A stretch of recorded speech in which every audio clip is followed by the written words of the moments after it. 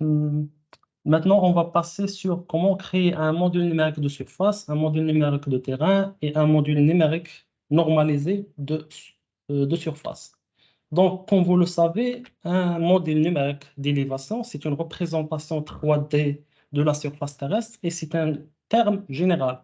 Il peut être sous forme de tine, sous forme de courbe de niveau, sous forme de raster et ainsi de suite. C'est un terme général pour la représentation de la surface terrestre. Un modèle numérique de surface, c'est la représentation 3D de la surface terrestre qui inclut tous les objets qui sont sur la surface. Et c'est principalement sous forme de raster. Donc ça, c'est mon nuage de points. Et le modèle numérique de surface, il va prendre l'élévation de tous les points qui sont sur la surface. Vous pouvez voir que maintenant, par exemple, j'ai des arbres, il ne va pas prendre comme ça, il va faire comme ça. Il prend juste l'élévation de la surface. Le modèle numérique de terrain, il prend l'élévation du terrain naturel, sans bâtiment, sans végétation, rien du tout.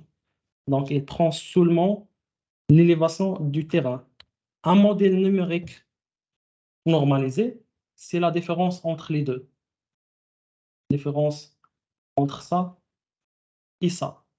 Et ça nous donne l'élévation relative des bâtiments et de la végétation, ainsi de suite, par rapport au terrain. Donc, c'est ce qu'on appelle un modèle numérique de surface normalisé. Il y a plusieurs méthodes pour créer un modèle numérique de surface, ou bien un modèle numérique de terrain, ou bien un modèle numérique normalisé. Il y a la possibilité de faire une grille et de prendre la hauteur moyenne ou minimum ou maximum ou euh, par inverse de distance et de prendre la hauteur de ce point-là. Enes, vous arrivez à voir le curseur? Oui, oui. Ok, ok, parfait. Donc, on fait une grille de 1 centimètre, par exemple, de 1 mètre, d'un demi-mètre, et tous les points qui tombent ici, on va prendre la moyenne. Voilà, ça c'est une manière de prendre la moyenne. Il y a la possibilité également de faire un réseau de triangles entre les points. Et ça va donner un TIN, Triangulated Irregular Network. Ça, c'est une grille de pixels par inverse de distance. Ça, c'est un triangle, ou bien un réseau de triangles.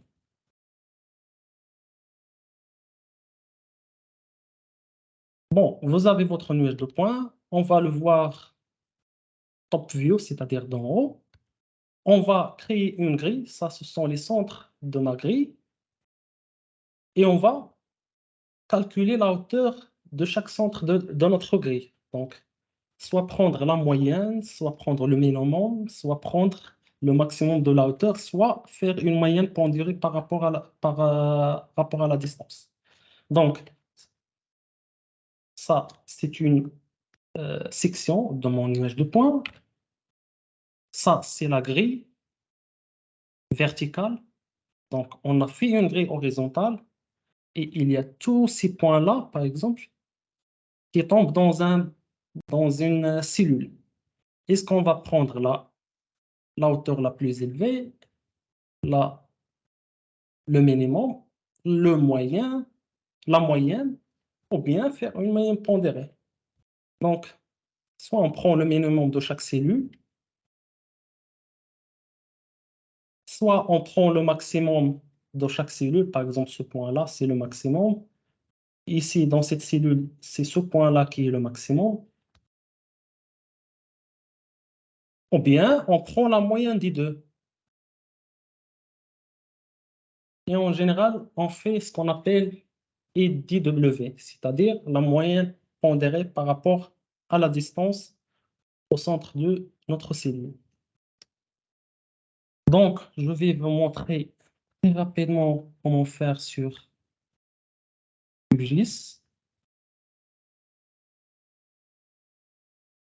Donc, ici, j'ai un nuage de points de France. Je peux le visualiser par la hauteur, par rapport à par Z.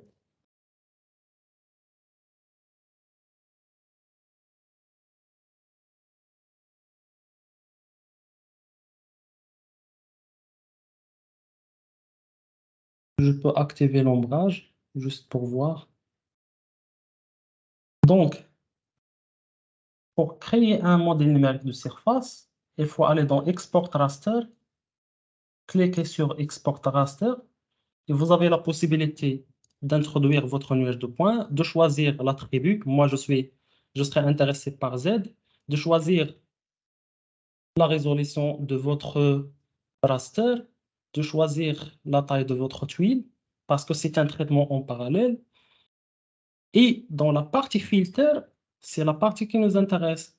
Parce que, par exemple, si je veux créer un modèle numérique de terrain, bah, je dois faire classification est égal à ground.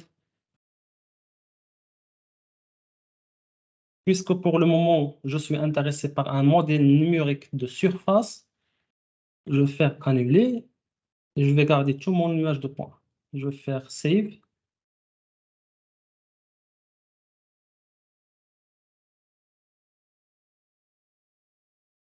Je vais l'appeler DSM, modèle numérique de surface, enregistrer et exécuter. Pedal Wrench pour voir que c'est basé sur Pedal Wrench. Maintenant, il y a la commande de Pedal Wrench. Vous pouvez voir qu'il pointe vers Pedal Wrench qui est installé. To raster, c'est la commande. Vous avez le input qui est le fichier LAS. Vous avez le output qui est le fichier TIFF. Et vous avez l'attribut qui est Z. Vous avez la résolution. Et voilà. Maintenant, j'ai mon modèle numérique de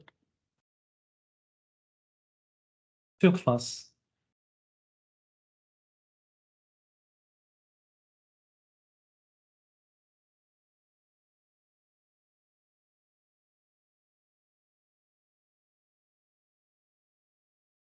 Puisque le nuage de points n'est pas complet, par exemple, ici, ce sont des piscines, donc il n'y a pas de points reflétés par l'eau. Ce qu'il faut faire, c'est faire fill no data. Donc, je dois remplir ces pixels qui sont vides par une valeur. J'utilise fill no data, je choisis mon modèle numérique de surface, je choisis la distance, par exemple 100 pixels, il va se baser sur les 100 pixels voisins pour estimer l'élévation de mon pixel. Et ici, il va faire un smoothing. Je fais run. Et voilà. Maintenant, j'ai le modèle numérique de surface rempli. Je vais le renommer.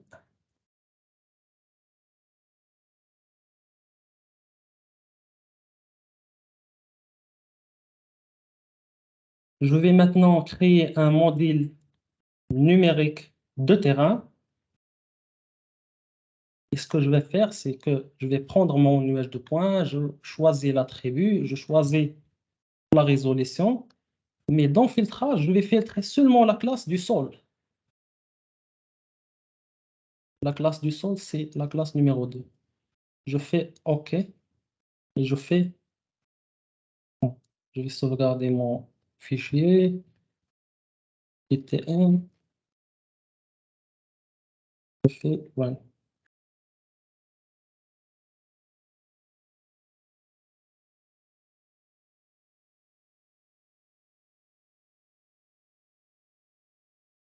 Puisque maintenant j'ai fait la condition que je vais prendre que les points qui appartiennent à la classe sol, donc le résultat, c'est un modèle numérique de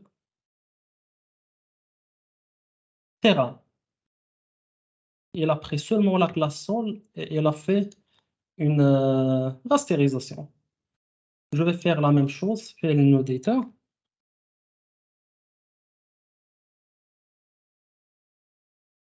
Je vais choisir 100 pixels voisins. Je vais faire 20. Maintenant, mon modèle numérique de terrain, il est prêt. Donc, j'ai mon modèle numérique de surface, mon modèle numérique de terrain. Pour créer un modèle numérique de surface normalisée, ce qu'il faut faire, c'est faire la différence entre les deux. Donc, je vais vers Raster Calculator. Je vais faire une expression, c'est mon modèle numérique de surface moins mon modèle numérique de terrain.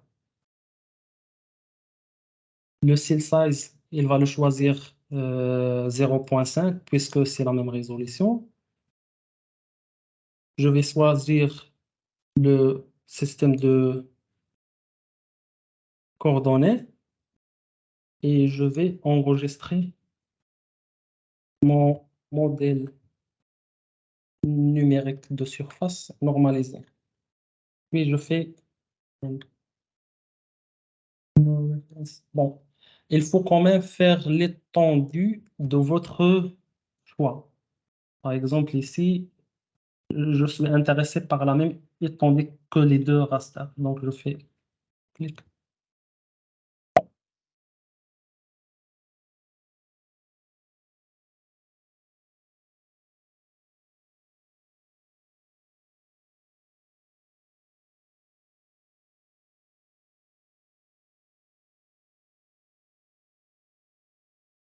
En fait, j'ai ici le modèle. Ah oui, c'est vrai. En C'est fait, pour ça, lorsque, ce lorsque que vous j'ai faites fait, la... l'erreur que j'ai faite, c'est que lorsque j'ai fait fill no data, je lui ai passé le modèle numérique de surface. Voilà. Ouais, merci. Donc ici, il fallait que je lui passe le modèle numérique de terrain.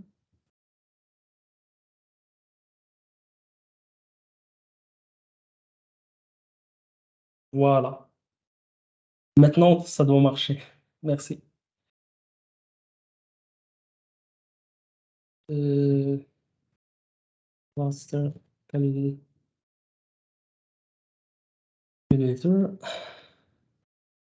Ça, c'est mon modèle numérique de surface, moins mon modèle numérique de terrain. Je vais lui passer celui-là comme référence et je vais maintenant sauvegarder mon modèle numérique de surface normalisé. Voilà.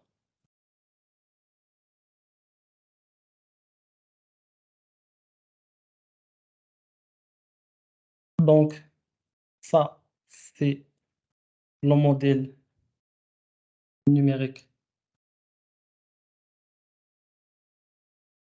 de surface.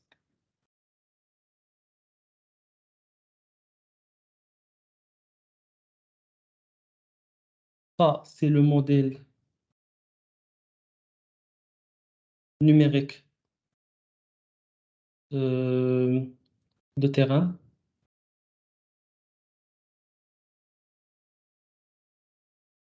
Et ça, c'est le modèle numérique de surface normalisé.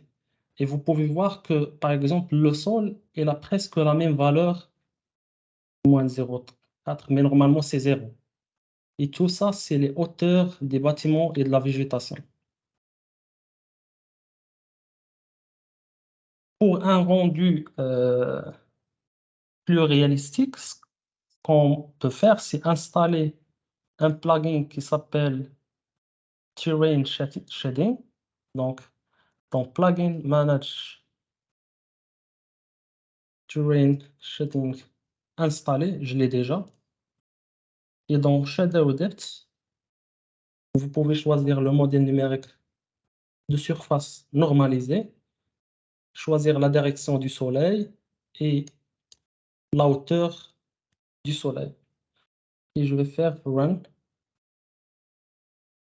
Et il a créé, comme vous pouvez le voir, de l'ombre sur mon modèle numérique de surface normalisée. Je peux faire un rendu 3D.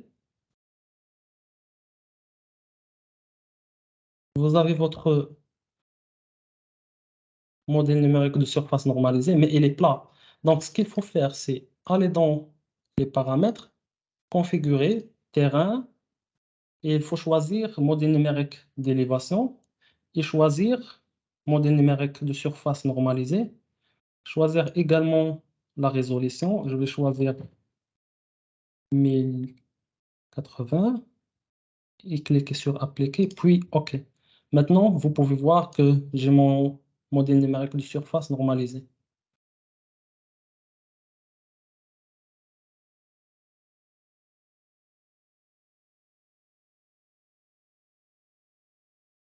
Ça, ce sont des arbres.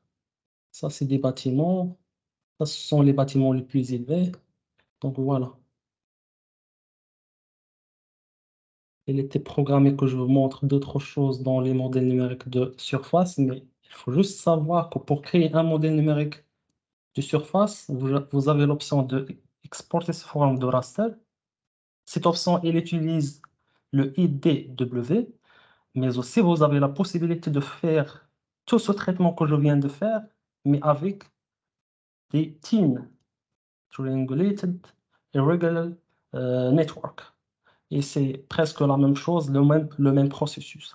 Donc, pour créer un modèle numérique de surface, il faut passer tout le nuage de points sans faire de filtre. Pour créer votre modèle numérique de terrain, il faut faire le filtre sur la classe pour avoir que la classe sol. Pour créer un modèle numérique de surface normalisé, il faut faire la différence entre modèle numérique de surface moins modèle numérique de terrain.